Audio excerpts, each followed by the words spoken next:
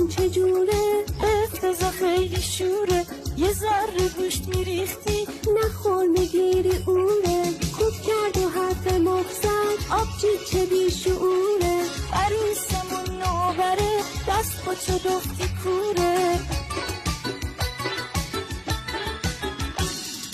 با صدای طلاقاش دل تو سینم میلرزه. دل با پسید قشنگه زنت مفت نمیارزه. خواهر شوهر همینه همش بهت میرینه. عاشقمه داداشش چشم نداره ببینه. وزه بلند و پوره با پولای داداشم نون خالی